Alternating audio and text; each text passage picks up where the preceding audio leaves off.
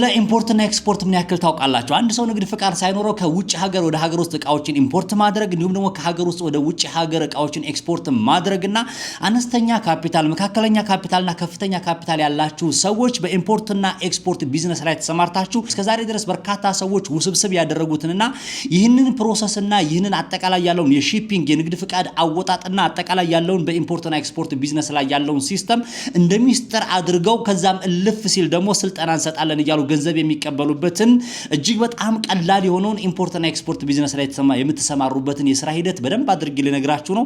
እስከመጨረሻው ድረስ አሁን የምትመለከቱበትን የሶሻል ሚዲያ ፕላትፎርም ዩቲዩብ ላይ ካላችሁ ሰብስክራይብ፣ ቲክቶክ ላይ ካላችሁ ደግሞ ፎሎ፣ ላይክ፣ ሼር ያደርጋችሁ ተከታተሉኝ። በቀጥታ እንቀጥል። ክቡራን ተመልካቾች በዚሁ አጋጣሚ እንደማሳሰቢያ የምናገረው በኮሜንት ቦታ ላይ መጥፎ የሚጽፉ ሰዎች ካሉ ወይም ደግሞ አልባሌ ነገሮችን የሚናገሩ ሰዎች ካሉ በኢምፖርትና ኤክስፖርት ላይ ተሰማርተናል ብለው የሚያጭበረብሩ ወይም ደግሞ በተጨማሪ በዚሁ ቢዝነስ ላይ ስልጠና እንሰጣለን። ምክንያቱም 4-5 ነገሮችን ብቻ ለመናገር መንገዱን ውስብስብና መሰናክል የበዛበት አስመስለው በርካታ ሰዎችን ገንዘብ የሚቀበሉበት ትሬኒንግ ወይም ደግሞ ስልጠና የሚሉበት ሲስተም ስለሆነ ከወዲህ እነዚህን ሰዎች ጆሮ ዳባ ልበስ በቀጥታ ብለን እነዚህን ኢምፖርትና ኤክስፖርት ላይ ያለውን ሲስተም እነግራቸዋለሁ። እዚህ ኢምፖርትና ኤክስፖርት ላይ ለመሰማራት የመጀመሪያው ሰው መሆን ብቻ በቂ ነው። ሰው መሆን ብቻ። ክቡራን ተመልካቾቼ በጣም ሚሊዮነር ወይም ደግሞ ቢሊዮነር የሆኑ ሰዎች ብቻ ከውጭ ሀገር እቃዎችን ማስመጣት ወይም ደግሞ ከውስጥ ወደ ውጭ እቃዎችን የሚያስመጡ ይመስላችኋል? አይደለም። የመጀመሪያው ነገር ሰው መሆናችሁና ጭንቅላታችሁን መጠቀም መቻላችሁ ነው። እንዲሁም ደግሞ የሶሻል ሚዲያን ዘመኑ የግሎባላይዜሽን እስከሆነ ድረስ በጣም ጎበዝና አክቲቭ የሆናችሁ ንግድ ላይ ጎበዝ የሆናችሁ ወጭና ገቢያችሁን በጣም ፐርፌክት የሆናችሁ ሰዎች መሆን ይጠበቅባችኋል ማለት ነው። ክቡራን ተመልካቾች ከዛ በተረፈ ያንዳንዱ ስቴፕ ባይ ስቴፕ ነው የምነግራችሁ። ንግድ ፍቃድ ማውጣት ዛትማች ኖርማል ነገር ነው። በኢምፖርት ኤክስፖርት ቀጥታ ሄዳችሁ ቀበሌ ወይም ደግሞ ክፍለ ከተማ ሄዳችሁ የምታወጡት የንግድ ፍቃድ ሲስተም ነው። ኖርማል ነገር ነው። ማንም ሰው እንደ ምሳሌ ልጥቀስላችሁና ክቡራን ተመልካቾች ለምሳሌ ደሴ ያለ ሰው አዲስ አበባ ሄዶ ምን እቃ ወደ አዲስ አበባ ወስጄ ልሽጥ እንዲሁም ደግሞ በተጨማሪ ደግሞ ከአዲስ አበባ ወደ ደሴ አምጥቼ ምን አይነት እቃ ልሽጥ የሚለውን ነገር ልክ የዛ አይነት ሲስተም አሰራር ነው። ከቻይና፣ ከዱባይ፣ ከአሜሪካ፣ ዋሬቨር ከህንድም ሊሆን ይችላል እቃዎችን ወደ ውጭ ሀገር ምን አይነት እቃዎችን ኤክስፖርት ላድርግ ደግሞ ከውጭ ሀገር እቃዎችን በምን አይነት መልኩ ኢምፖርት ላድርግ ነው። ዛትማች በጣም ቀላል ነው። ንግድ ነው። በምን መልኩ ነው? እዚህ ሀገር ውስጥ ላይ ሲሆን ከክፍለ ሀገር መጥተው አዲስ አበባ ላይ ምን እቃ ይፈልጋል፣ ማንን ላግ፣ ነጋዴ ማን ነው፣ የሚቀበለኝ ማን ነው ብላችሁ አዲስ አበባ ወይ መርካቶ ተዘዋውራችሁ መጠየቅ ነው። ወይ ደግሞ በተለያየ አይነት መንገድ ታጠያይቁ ትችላላችሁ። ውጭ ሀገር ደግሞ ዘመኑ ቀላል ነው። እዚሁ ኢትዮጵያ ውስጥ ሆናችሁ በቴክኖሎጂ በዚህ ቢዝነስ ላይ እናንተ ኤክስፖርት ልታደርጉት የምትፈልጉት ነገር ምንድነው? ኤክስፖርት ላይ የምትሰማሩ ከሆነ እንዳልኳችሁ ሁለቱንም ነገር ነው የምናየው። ኤክስፖርት ማድረግ ከሆነ የፈለጋችሁት ቡና ሊሆን ይችላል፣ የተለያዩ ግብርና ግብአቶች ሊሆኑ ይችላሉ፣ የቆዳ ምርት ሊሆን ይችላል፣ ኤኒ ነገር ምርትና አገልግሎታችሁ ሊሆን ይችላል። ኤክስፖርት ማድረግ የምትፈልጉ ከሆነ ከውጭ ሀገር የሚገዛችሁን ሰው ማፈላለግ ነው፣ ወይም ደግሞ የገበያ ጥናት ማድረግ ነው። ሀገራችሁ ውስጥ ላይ በምን ይሸጣል፣ እንዴት ይሸጣል፣ በዚህ ቢዝነስ ላይ ስትሰማሩ ወደ ውጭ ሀገር እንዴት አድርጌ እልካለሁ ነው። አልባሳቶች ሊሆኑ ይችላል፣ የባህላዊ አልባሳቶች፣ ጣቃዎች፣ በጣም በርካታ ነገሮች ኤክስፖርት ይደረጋሉ። ከውጭ ሀገርም ደግሞ ኢምፖርት ለማድረግ የምትፈልጉ ከሆነ ምንድነው ኢትዮጵያ ውስጥ ላይ ኢምፖርት ላደርግ የሚችለው ምንድነው? ተወዳጁ ነገር ምንድነው? ማሽነሪ ነው? የሕክምና ቁሳቁስ ነው? የምግብ የተለያዩ ቁሳቁሶች ናቸው? ወይ ደግሞ ኤሌክትሮኒክስ እቃዎች ናቸው? ምንድናቸው የሚለውን መጀመሪያ ከመኪና ጨምሮ በርካታ ነገሮችን ወደ ሀገር ውስጥ ኢምፖርት አድርጎ ማስመጣት ይቻላል። ስለዚህ የመጀመሪያው የሚያስፈልጋችሁ ምንድነው? ጥናት ማድረግ ያስፈልጋል። ምንድነው ማመጣው የሚለው ቅድም መጀመሪያ ነግራችሁ ሰው መሆን ጎበዝ መሆን ጭንቅላታችሁን ፐርፌክት ማድረግ ነው።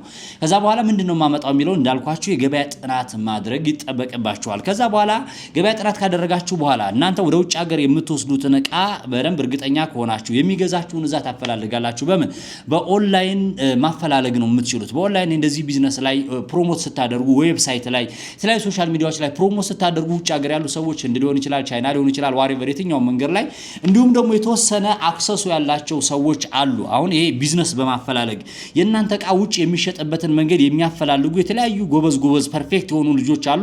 እነሱን በቀጣይነት እመለስባቸዋለሁ። እነማን ናቸው የሚሰሩት ቻይና፣ እነማን ናቸው ከሰው ጋር የሚያገናኟችሁ፣ እነማን ናቸው የሚለው በቀጣይ እመለስበታለሁ ጊዜ ስለማይበቃኝ ነው። ዞሮ ግን የምትሸጡትን እቃ ለምሳሌ ቡናችሁ ከሆነ እንዳልኳችሁ ቡና የሚገዛውን አካል እዛ ማፈላለግ ነው። ሌላ የተለየ ፕሮሰስ የለውም። ከዛ በተረፈ ክቡራን ተመልካቾች አሁንም ከዛው ሳንወጣ ንግድ ፍቃድ ማውጣት ነው። ከንግድ ፍቃድ በፊት እንዳልኳችሁ የመጀመሪያ በሁለት አይነት መንገድ እንገራችሁና አንዳንድ የሚያጨበረብሩ ሰዎች አሁን ቅድም ያልኳችሁ የመጀመሪያ ሰው መሆን ነው። ከዛ በኋላ ደግሞ ጎበዝ መሆን የገበያ ጥናት ማድረግ ነው ብያቸዋለሁ። ከዛ በተረፈ ምንም ሳይኖራቸው ኢምፖርትና ኤክስፖርት ፍቃድ አውጥተው የሚሰሩ ሰዎች አሉ። ምንም ገንዘብ የላቸውም።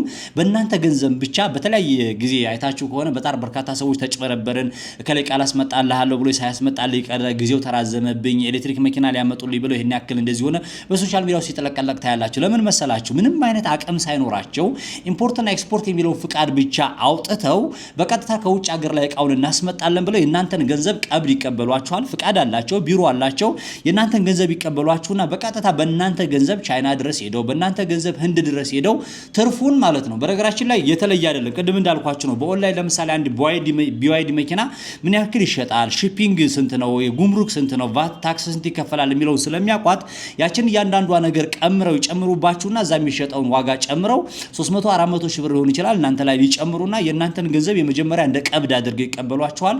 ከቀብድ ባሻገር ደግሞ እናንተ መጀመሪያ ቀብድ ከፍላችሁ ገና በ15ኛው ቀን ሺፒንግ ወይም ደግሞ መርከብ ላይ ሲጫን የምትከፍሉት ብር አለ። ከዛ ደግሞ ጅቡቲ ደርሷል ትባላላችሁ ምናምን እየተባለ ብቻ አጠቃላይ ብሩን እዛው ገና ቻይና እያሉ ራሱ ሙሉ ለሙሉ ይቀበሏችሁ ይችላል። ምክንያቱም ምንም አይነት ነገር ማስረጃ ላይሰጧችሁ ይችላሉ። እነዚህ ሰዎች ግን የሚሰሩበትን ሲስተም ነው የተናገርኩትና አሁን እናንተ ሲስተሙን የምናገርባችሁ ሰዎች በጣም ትልቅ ይቅርታ ጠይቃለሁ።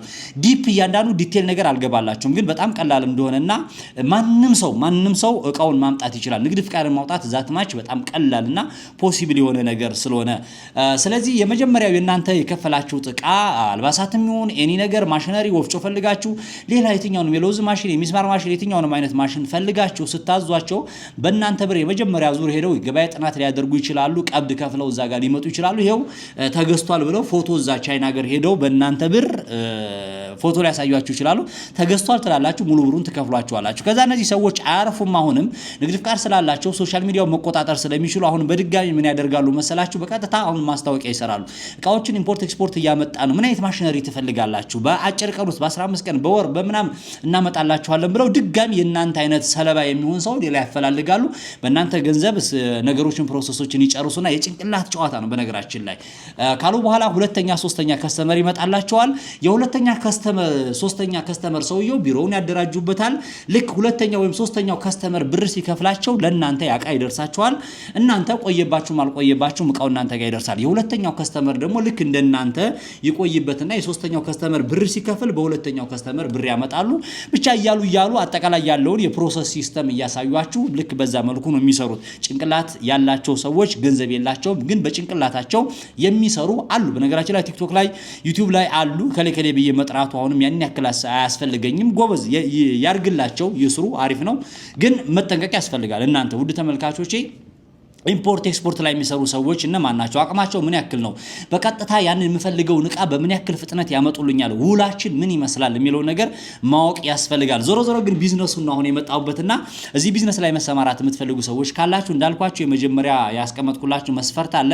እነሱን ካሟላችሁ በኋላ ንግድ ፍቃድ ነው የምታወጡት። ቅድም ነግሬያችኋለሁ። የጎበዝ መሆን፣ ታታሪ መሆን፣ ንግድ ላይ ጎበዝ መሆን፣ ገበያ ጥናት ማድረግ፣ ከዛ በኋላ ንግድ ፍቃድ ማውጣት ነው። ቀበሌ ሄዳችሁ ወይም ደግሞ ንግድና ኢንዱስትሪ ሄዳችሁ ንግድ ፍቃድ ኢምፖርትና ኤክስፖርት ፍቃድ የትኛውም ሰው በግለሰብ ደረጃም ይቻላል። በፒኤልሲ በማህበር ሆናችሁ ተደራጅታችሁም ራሱ ንግድ ፍቃድ ማውጣት ይቻላል። በጣም ሲምፕል ነገር ነው፣ ቀላል ነው። ፕሮሰስ የበዛበት ተማር። ምክንያቱም ከደረሰኝ ጋር እያንዳንዱ የተያያዘ ስለሆነ እኔ ኢምፖርትና ኤክስፖርት ፍቃድ አውጥቼ እንትን ብል ግብር ባናቴ ይመጣል እንደዚህ ይመጣል ብላችሁ እንዳትጨነቁ። ምክንያቱም ከውጭ ሀገር እቃ አስመጣችሁ አገር ውስጥ ላይ ስትሸጡ ደረሰኝ ትቆርጣላችሁ። ከውጭ ሀገርም ደግሞ በደረሰኝ መልኩ ስለምታስገቡ የሚያስፈራ ነገር የለም። በሰራችሁት ልክ ብቻ ስለሆነ የምትከፍሉት ቫት ወይም ደግሞ የራሱን የቻለ ካሽ ሬጂስተር ስለሆነ የምትጠቀሙት የሚያስጨንቅ ነገር የለውም። ወጭ አለው፣ ቫት አለው፣ ለመንግስት የከፈላችሁት እያንዳንዱ አለው። ስትሸጡም ደረሰኝ ስለምትቆርጡ የሚያስፈራ ነገር የለውም። ብዙ ጊዜ በንግድ ፍቃድ ዙሪያ ላይ ሰዎች ስለሚጨነቁ ነው። ከዛ በኋላ ንግድ ፍቃዳችሁን ካወጣችሁ በኋላ እንዳልኳችሁ ቻይና፣ ህንድ እዚህ ቢዝነስ ላይ ተሰማራለሁ ብላችሁ ካላችሁ ጎበዝ ፐርፌክት የሆነ የሶሻል ሚዲያ ሰው መሆን መቻል አለባችሁ። እንግሊዘኛ ፐርፌክት መሆን መቻል አለባችሁ። ፐርፌክት በሆን ማትችሉም እንኳን በእናንተ ስር የምትቀጥሉትና የሚያማክራችሁ ሰው ጎበዝ የሆነ ሰው ካለ ከሱ ጋር ኮሙኒኬት እያደረጋችሁ ዌብሳይት ላይ ምንድነው ያለው ከፈረንጆች ጋር እንዴት አድርገን እናውራ ምናምን የሚባለው ነገር ነው። ከዛ በተረፈ ወደ ቻይና ወደ ዱባይ ሊሆን ይችላል፣ ወደ ህንድም ሊሆን ይችላል። እዛ ቦታ ላይ ሄዳችሁ በምን ያክል እቃ እየተሸጠ እንዳለ በምን ያክል እንዳለ መጀመሪያ ላይ ስላጠናችሁ ከነዚህ ሰዎች ጋር ኮሙኒኬት ማድረግ ነው። ክቡራን ተመልካቾቼ ከዛ በኋላ የተለያዩ ፕሮሰሶች ሊኖሩ ይችላሉ። ንግድ ፍቃዳችሁን አወጣችሁ ምንም የላችሁም ግን ምን ማድረግ ትችላላችሁ ብያችኋለሁ እቃዎችን በሰው ብር ማምጣት ይቻላል ግን ጎበዝ ከሆናችሁ ታማኝ መሆኑ ይችላል ቀድማውን የሚያጨበረብሩበት ሲስተም ነው ብያለሁ እናንተ ማን አጨበረብሩ ሳይሆን ሳታጨበረብሩ ገንዘብ ሳይኖራችሁ እኔ ለምሳሌ መኪና እንዲመጣልኝ ከፈለኩኝ ወይም የሆነ ማሽን እንዲመጣልኝ ከፈለኩኝ የናንተን ትርፍ ጨምራችሁ የኔ እቃ በአግባቡ እንዲመጣልኝ አድርጉልኝና ታማኝ ሁኑ ከዛ ምንም ገንዘብ ሳይኖራችሁ እናንተ ትርፋችሁን ያያዛችሁ ብቻ በሰው ገንዘብ እቃውን ማስመጣት ይቻላል ግን ሪል መሆን አለባችሁ ብዙ ጊዜ የማይመከር ነው ግን እንደ አማራጭ ምንም ገንዘብ ከሌላችሁ እዚህ ቢዝነስ ላይ ኢምፖርት ኤክስፖርት ላይ መሰማራት የምትፈልጉ ከሆነ ይቻላል ከምንም ተነስተው ከባዱ የሚሰሩ ሰዎች ይችላሉ ከዛ የትም ሄደው ሳያቁ ራሱ አጠቃላይ ያለውን ፕሮሰስ ስለሚያውቁት ለምሳሌ ቀላል ነው በነገራችን ላይ ጉምሩክ ወይም ደግሞ ይሄ አጠቃላይ ያለው ሺፒንግ ሲስተሙ ለመንግስት የምትከፍሉት ነገር አንድ ሰው ማምጣት ከፈለገ የጉምሩክ ወይም ደግሞ የኢትዮጵያ መንግስት እንደዚህ አሁን ከውጭ ሀገር እና ከሀገር ውስጥ እቃ የሚያስመጡበት ዌብሳይት ላይ ገብታችሁ ምን ማሟላት አለባቸው የሚከፈሉት ጉምሩክ ላይ ካርጎ ምናምን እዚህ አጠቃላይ ያሉት ፕሮሰሶች ላይ በነገራችን ላይ ዌብሳይቱ ላይ ብትገቡ እያንዳንዱ ነገር ዝርዝር መስፈርቱን ማሟላት ያለባችሁና አጠቃላይ ያለውን የፕሮሰሱንና ፕሮሲጀሩን ይነግሯቸዋልና ያንን ማየት ይጠበቅባችኋል ነው ክቡራን ተመልካቾች ከዛ በተረፈ ከመቶ ሺህ ብር ጀምሮ እቃ ማምጣት ይቻላል በምን አይነት መንገር ብትሉኝ ክቡራን ተመልካቾቼ አንዳንድ ብልጥ ሰዎች ቆቅ ሰዎች ምን ያደርጋሉ መሰላችሁ የ10 ሰዎች 20 ሰዎችን ገንዘብ ያሰባስቡና አንድ ኮንቴነር ለማምጣት በነገራችን ላይ ሙሉ መምጣት አለበት እናንተ አሁን ኢምፖርት ኤክስፖርት ነኝ ብላችሁ እቃ ከውጭ ሀገር ኢምፖርት ለማድረግ የምትፈልጉ ከሆነ ያው ዝም ብሎ አንድ እቃ ተንጠልጥሎ በእጅ አይደለም የሚመጣው በኮንቴነር ተሞልቶ ነው የሚመጣው የሚፈቀድላችሁ የምትከፍሉት ኪራይም እንዲያዋጣችሁ ትችላላችሁ ግን አያዋጣችሁም ኮንቴነሩ ሙሉ ምንም ካቅም በላይ ስለሚሆን ስለዚህ ምን እንደሚደረገው የኮንቴነሩን ኪራይ ለመክፈል ይሆን ይችላል አጠቃላይ ለእናንተ ሺፒንግ ተደርጎ ወይም ደግሞ የትራንስፖርቴሽን ሲስተሙ እንዲስተካከለላችሁ የ100 ሺህ ብርም 200 ሺህ ብርም 400 ሺህ ብርም እቃ የሚፈልጉ ሰዎችን ኢምፖርት ኤክስፖርት ፈቃድ ያወጡ ሰዎች ምን ያደርጋሉ መሰላችሁ አሁን እዚህ ጋር አንድ ሰው ወፍጮ ይፈልጋል አንድ ሰው የሆነ ማሽን ይፈልጋል አንድ ሰው የልብስ አልባሳት ሊፈልግ ይችላል አንድ ሰው የሆነ እቃ ሊፈልግ ይችላል አንድ ሰው የመድኃኒት እንትን ሊፈልግ ይችላል ስለዚህ እነዚህን አጠቃላይ ያሉትን እቃዎች ያሰባስቡና ኮንቴነር አሟልተው አጠቃላይ ምን ያደርጋሉ ማለት ነው ምንም ነገር ፍቃድ የሌለው ቅድም ያልኳችሁ ለዛ ነው አንድ ሰው ፍቃድ ሳይኖረው እቃዎቹ ማምጣት የሚችለው ኢምፖርት ኤክስፖርት ፍቃድ ባለው ሰው አማካኝነት ሄዶ ኮንቴነር እንዲሞላ የሁሉንም ሰው አሰባስበው ለምሳሌ አይሱዚ እንበልና እንደምሳሌ ስነግራችሁ ከአዲስ አበባ ለምሳሌ መርካቶ አካባቢ ወደ መቀሌ የሚጭን አይሱዚ ካለ ያንድ ሰው እቃ ብቻ ጭኖ አይደለም የሚሄደው የሌሎች ሰዎችም ደላሎች ሊኖሩ ይችላሉ እዛ አካባቢ ባለ ንግድ ሱቆች ሊሆኑ ይችላሉ ወይም ደግሞ ተለያየ መረጃን የሚሰጡ ራሳቸው ነጋዴዎችም ሊሆኑ ይችላሉ ወደ መቀሌ የሚጫን እቃ አለኝ ብለው ወይም ደግሞ ከአዲስ አበባ የሚመጣ ቃለኝ ይሉና እነዛ አጠቃላይ ያለው እቃ ይሰባሰብና በአይሱዚው ተጭኖ ወደ መቀሌ ይሄዳል ማለት ነው ስለዚህ የብዙ ሰዎች በአይሱዚው ተጭኖ መቀሌ እንደመግባት ከውጭ ሀገርም ደግሞ በካርጎ በኮንቴነሩ የናንተ እቃ አጠቃላይ ተሰብስቦ ከውጭ ሀገር አምጥታችሁ አገር ውስጥ አምጥታችሁ መሸጥ የምትችሉበትን ሲስተም ነው ቅድም ያልኳችሁ ያለ ንግድ ፍቃድ የማምጣት ሲስተም ለምን ንግድ ፍቃድ ባለው ሰውዬ አማካኝነት አጠቃላይ አሰባስባችሁ ማምጣት የምትችሉበት ሲስተም ነው ማለት ነው ክቡራን ተመልካቾቼ ከዛ በኋላ አቅም ያላችሁ ሰዎች ደግሞ እንዴት እናድርግ ነው የራሳችሁን አጠቃላይ ሺፒንግ አድርጋችሁ አጠቃላይ የሲስተሙን ለማምጣት የምትችሉበት መንገድ ነው ያ ማለት አቅም ያላችሁ ሰዎች 10 ሚሊዮን ይኖራችሁ 20 ሚሊዮን ይኖራችሁ 30 ሚሊዮን ይኖራችሁ ምክንያቱም እኔ ጋር ሀብትሽ የሥራ ሰው ነኝ ወይም ደግሞ ቢዝነስማን የተለያዩ ማቃቸውን ቢዝነሶች ወደ እናንተ ሰጀስት ሳደርግ 20 ሚሊዮን አለኝ 30 ሚሊዮን አለኝ 50 ሚሊዮን አለኝ ያለኝ ሰው አለ ምን ልስራ ሀብትሽ ምንድነው አዋጪ ቢዝነስ ያለው የሚለኝ ሰው አለና ስለዚህ እዚህ አይነት ቢዝነስ ላይ ለመግባት ፕሮሰሱን ሂደቱን ነው እንጂ የጠፋችሁ አሁን አቅሙ አላችሁ ምክንያቱም ምንም ሳይኖራቸው ጭንቅላት ስላላቸው ብቻ ኢምፖርት ኤክስፖርት ፈቃድ አውጥተው እየሰሩ ያላሉ ቁጭ ብለህ ግርን ሰቅለ ምን የመሰለ መኪናህን በ20 ሚሊዮን ከውጭ ሀገር ድረስ ኢምፖርት ኤክስፖርት መስራት ትችላለህ በቃ ትርፍህን ታቋለህ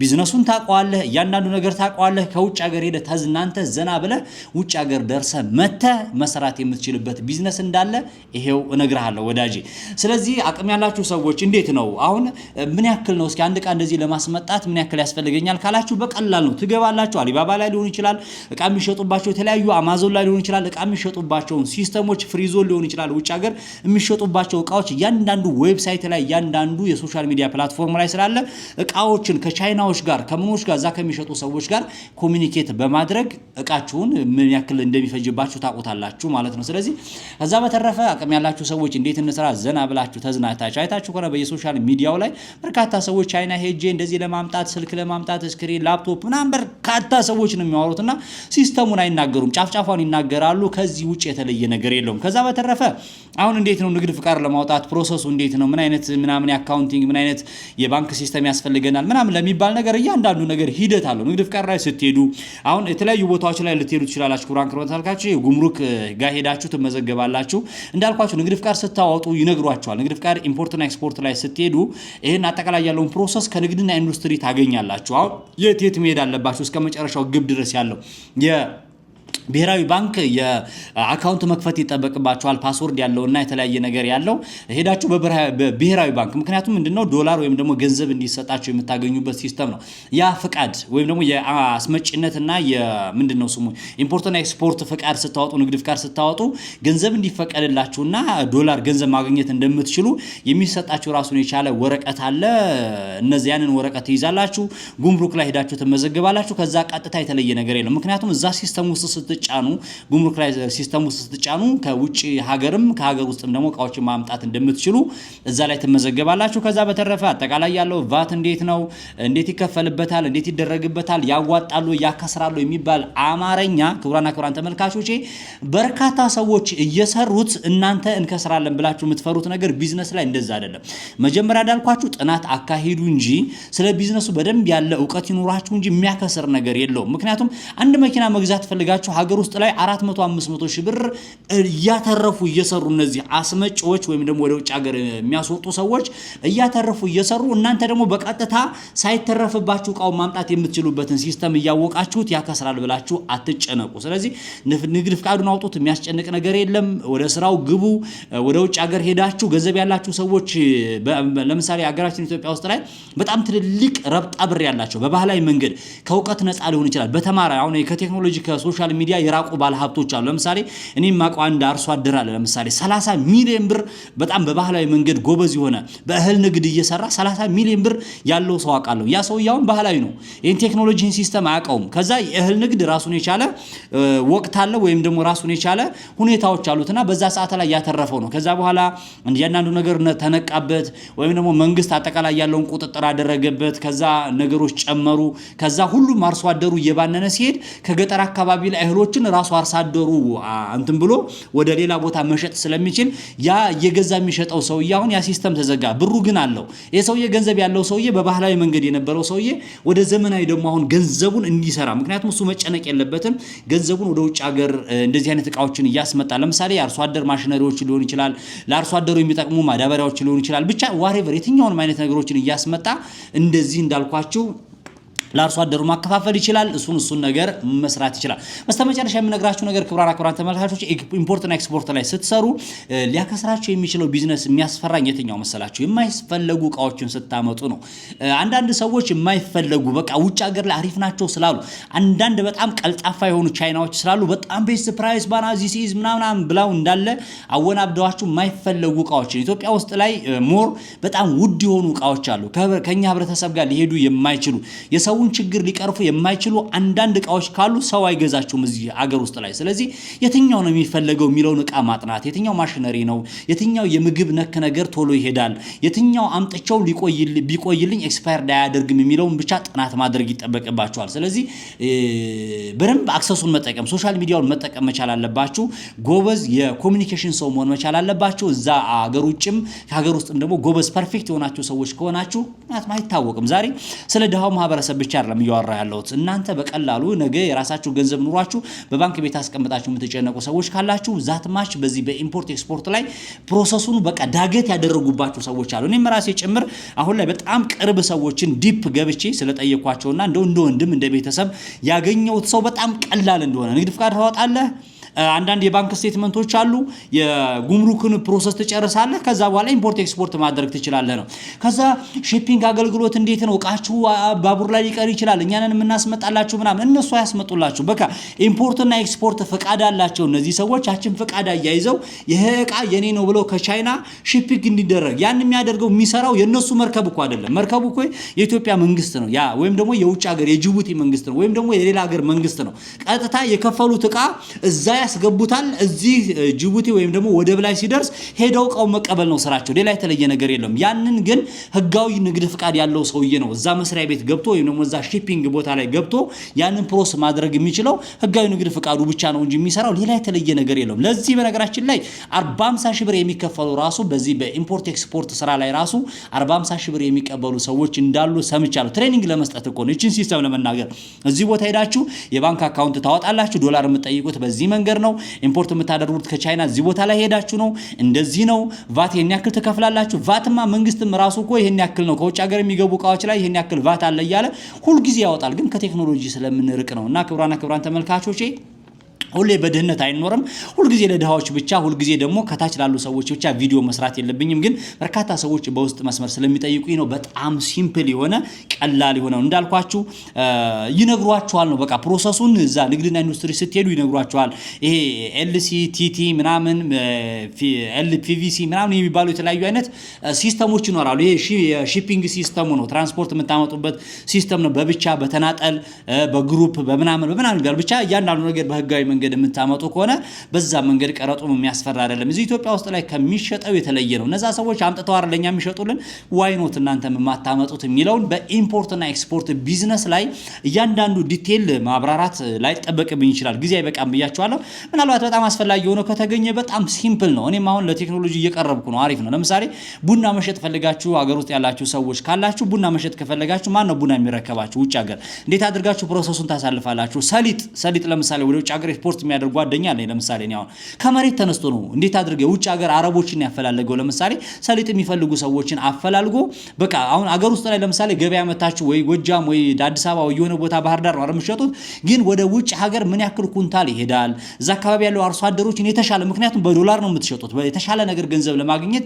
እንዴት አድርገን ሰሊጡን ወደ ውጭ ሀገር ኤክስፖርት እናደርገዋለን ለማን የሚለው እያንዳንዱ ዲቴል ደግሞ የሚሄዱበትን ፕሮሰስ አስፈላጊ ሆኖ ከተገኘ ወደ ውጭ ሀገር ሊሸጡ የሚችሉ ያው የሚያዋጣቸውና ከዛው ደግሞ ኢምፖርት አድርጋችሁ የምታመጧቸው እቃዎች ምንድናቸው የሚሉትን አስፈላጊ ሆኖ ከተገኘ እመለስበታለሁ የሚያሸልመው የሽልማት ጥያቄ ዛሬ የሰራሁት የኮንተንት ወይም ደግሞ ዛሬ የሰራሁት ወደናንተ ያቀረብኩት ርዕሱ ምን ይባላል ምንድን ነበር የሰራሁት ርዕሱ እስኪ ርዕሱን አንድ ሁለተኛ ደግሞ የምትመለከቱበት የዩቲዩብ ቻናሌ ሰብስክራይብ ምን ያክል ደርሷል ክቡራን ተመልካቾች ምን ያክል ደርሷል የሚለው ከዚህ ቪዲዮ በፊት የሰራሁት የቪዲዮ ርዕስ ወይም ደግሞ የቪዲዮ ኮንተንቴ ምን ነበር ርዕሱ ሶስት ጥያቄዎችን ከታች ለመለሰ ሰው ቀጣይ በመመጣበት ቪዲዮ ወይም ደግሞ ቀጣይ በመሰራላችሁ ቪዲዮ የመለሰውን ሰውዬ ስሙን ተናግሬ ከተቻለ በአካውንቱ ካልሆነ ደግሞ ውጭ ሀገር ከሆነ ስደት ላይ ከሆነ ያላችሁት እዚህ ለምትመለከቱት ወይም ደግሞ ለከሌ አካውንት አሳልፍልኝ ብላችሁ በመሰጡኝ አካውንት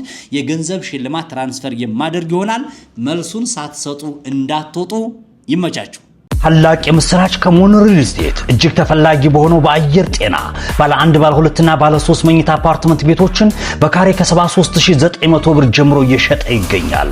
ሞን ሪል ስቴት በ8000 ካሬ ላይ ኮምፓውንድ ሪል ስቴት ልብ ይበሉ 4000 ካሬ ላይ ቤቶቹን አሳርፈን ሌላውን ለደንበኞቻችን ፋሲሊቲ አሸብርቀን እንካችሁ እንላለን። የደንበኞቻችን ፍላጎት አቅም ባገናዘበ መልኩ ባለ 2 መኝታ 20% ዲስካውንት ባለ 3 መኝታ 40% ዲስካውንት የምናደርግ ሲሆን ከወለድ ነፃ እንደሚፈልጉ 50% አዘጋጅተንሎታል። ሌላም የምስራች አለን። ቀድመው ለሚመጡ ከ10% ወደ 4% ቅድመ ክፍያውን ዝቅ እናደርግሎታለን። ለበለጠ መረጃ በ0919780089 ላይ ሃሎ ይበሉን። ፈጣን፣ አስተማማኝ፣ ምቹ ሞን ሪል ስቴት